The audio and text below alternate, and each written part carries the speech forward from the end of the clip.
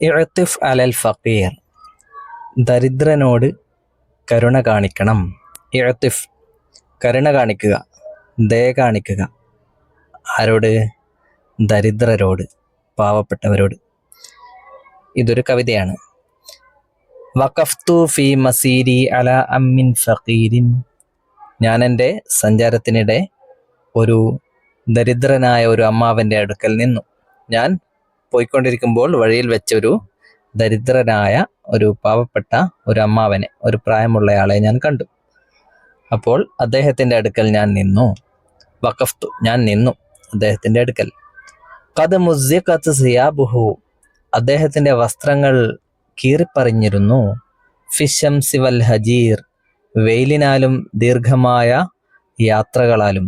ദീർഘമായ സമയം, ദീർഘമായ ദിവസങ്ങൾ ഒരേ വസ്ത്രം ധരിച്ചുകൊണ്ട് വെയിലത്തുകൂടെ യാത്ര ചെയ്ത് അദ്ദേഹത്തിൻ്റെ വസ്ത്രങ്ങളൊക്കെ കീറിപ്പറിഞ്ഞു പോയിരുന്നു. ഐനാഹു തഹക്കിയാനി അൻ അദാബിഹിൽ മരീർ, അദ്ദേഹത്തിൻ്റെ രണ്ട് കണ്ണുകളും അദ്ദേഹം ജീവിതത്തിൽ അനുഭവിച്ച കൈപ്പേറിയ പ്രയാസകരമായ ബുദ്ധിമുട്ടുകളെ കുറിച്ച് പറയുന്നുണ്ട്. ഐനാഹു, അദ്ദേഹത്തിൻ്റെ രണ്ട് കണ്ണുകളും തഹക്കിയാനി, കഥ പറയുന്നുണ്ട്, സംസാരിക്കുന്നുണ്ട്. എന്തിനെക്കുറിച്ച്? അൻ അദാബിഹിൽ മരീർ, കൈപ്പേറിയ അദ്ദേഹത്തിൻ്റെ ശിക്ഷയെക്കുറിച്ച്, അദ്ദേഹം അനുഭവിച്ച അദാബ്, ദുരിതങ്ങളെക്കുറിച്ച്.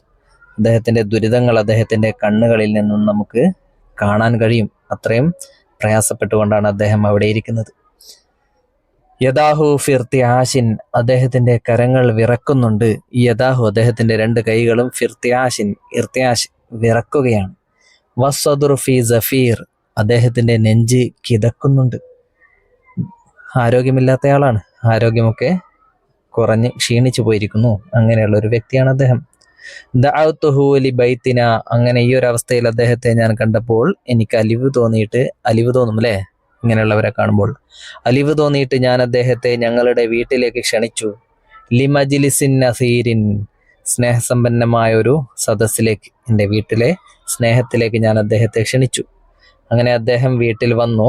അത്അംതുഹു മിൻ ഖുബ്സിന വലഹ്മിനൽ വഫീർ, ഞങ്ങളുടെ വീട്ടിലുള്ള റൊട്ടിയും മാംസവും എല്ലാം അദ്ദേഹത്തിന് ഞങ്ങൾ ഭക്ഷണമായി നൽകി.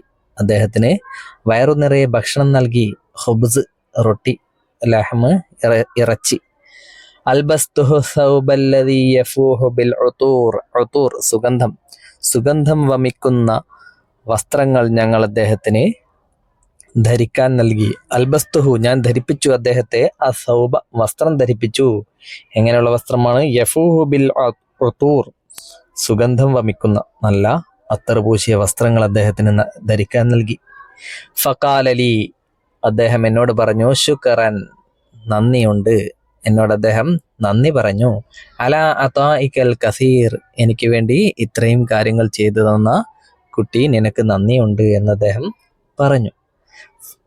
അബി യഖൂലു ദാഇമൻ, എൻ്റെ ഉപ്പ എപ്പോഴും പറയാറുണ്ട്, ഇഅ്തിഫ് അലൽ ഫഖീർ, ദരിദ്രരോട് കരുണ കാണിക്കണം എന്ന് എൻ്റെ പിതാവ് എപ്പോഴും എന്നോട് പറയാറുണ്ട്. ആ പറഞ്ഞ കാര്യമാണ് ഞാനിപ്പോൾ ചെയ്തിരിക്കുന്നത്. വഴിയിൽ കണ്ടൊരു ദരിദ്രനെ വീട്ടിലേക്ക് വിളിച്ചു കൊണ്ടുപോയി ഭക്ഷണം നൽകി, വസ്ത്രം നൽകി. ഓക്കെ, അബു അബ്ദുൽ മലിക്കാണ് ഈ കവിത എഴുതിയിരിക്കുന്നത്. ഇനി ഇവിടെ 2-3 ചോദ്യങ്ങളുണ്ട്. ഒന്നാമത്തത്, ഐന വഖഫത് തിഫ്ലു, കുട്ടി എവിടെയാണ് നിന്നത്? ആ ഫക്കീറിൻ്റെ അടുക്കൽ. അതെങ്ങനെ പറയും? വഖഫത് തിഫ്ലു ഇൻദൽ ഫഖീരി, കുട്ടി ഫക്കീറിൻ്റെ അടുക്കൽ നിന്നു. പിന്നെ കൈഫ കാനത്ത് സിയാബുൽ ഫഖീർ, ഫക്കീറിൻ്റെ വസ്ത്രങ്ങൾ എങ്ങനെയുള്ളതായിരുന്നു? കീറിപ്പറിഞ്ഞതായിരുന്നു അല്ലേ? അപ്പോൾ കാനത്ത് സിയാബുൽ ഫഖീരി മുമസ്സഖതൻ, കീറിപ്പറിഞ്ഞത് എന്നതിന് മുമസ്സഖത്ത് എന്നാണ് പറയുക.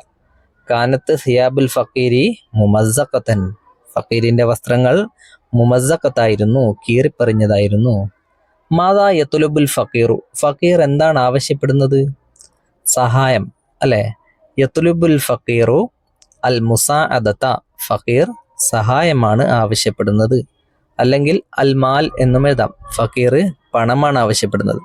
വഴിയരികിലൊക്കെ യാചിക്കുന്നവർക്ക് നമ്മൾ പണമാണ് കൊടുക്കാറല്ലേ? അവർ നമ്മളോട് കൈനീട്ടി വാങ്ങുന്നതും പണത്തിന് വേണ്ടി തന്നെയാണ് കൈനീട്ടുന്നത്. അങ്ങനെയാണെങ്കിൽ യത്ലുബുൽ ഫഖീറു അൽ മാല എന്നും എഴുതാം.